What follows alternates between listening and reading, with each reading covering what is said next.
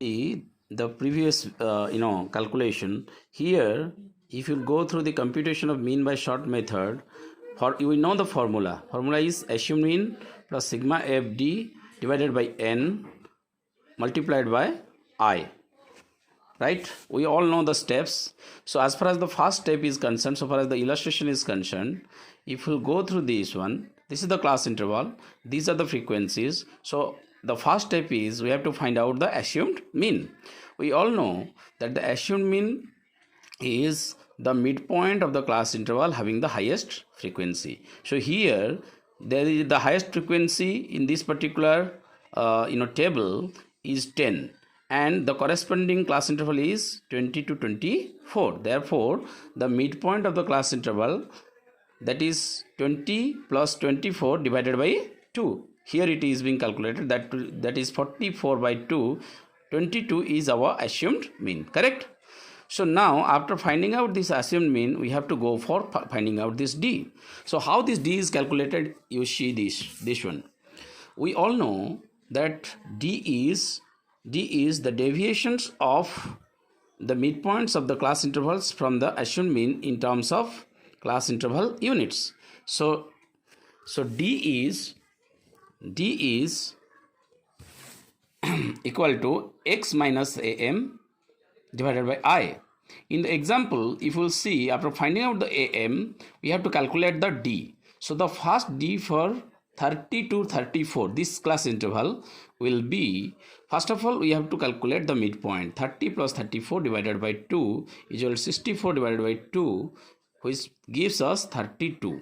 Then the formula for d is equal to x means midpoint, that is 32, minus assumed mean here is 22, divided by size of the class interval. The size of the class interval is 5, because 30 to 34 there are only 5 cases. So 32 minus 22 divided by 5 gives us 10 by 5, it is plus 2. So here we have written it is plus 2, see, correct?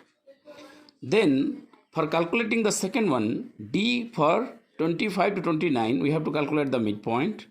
So midpoint will be 25 plus 29 divided by 2, the lowest score plus highest score divided by 2, that gives us 54 by 2 and gives us 27. So d is equal to 27 minus am is 22, this remains the same, you go through this, gives us 27 minus 22 is plus 5 by 5, it gives us 1, and here it is being written plus 1.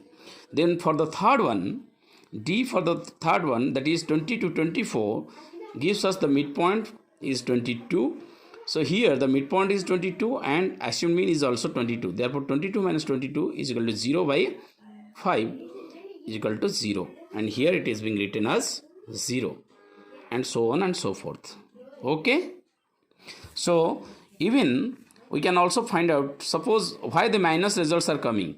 So d for the last one, if we will go through the last class interval, we will find it is 5 to 9. So here goes the calculation. 5 plus 9, first of all we have to find out the midpoint. 5 plus 9 divided by 2 is 14 divided by 2 gives us 7. So d is equal to 7 is the midpoint and 22 is the am and 5 is the size of the class interval. Therefore it gives us minus 15 divided by 5, it gives us minus 3, and the result is here it is minus 3. Okay. And accordingly, after finding out all these d's, we have to multiply the frequencies with the deviations. Then we'll find out the fd's. All these fd's are to be added so as to get sigma fd. So after getting the sigma fd, we have all the things, am, we have n, we have sigma fd, and we have the size of the class interval, that is I, and we have to put the formula and we will get the answer. And this goes the answer, which is similar to that of the long method. Hope you all will understand. And I am also just after posting this particular video, because most of the students have requested how to find out this d. So d, the formula is d is equal to x minus, x means midpoint, minus am means assumed mean, divided by I. So I am just now posting this one, and after that I will also post how to calculate median. Thank you.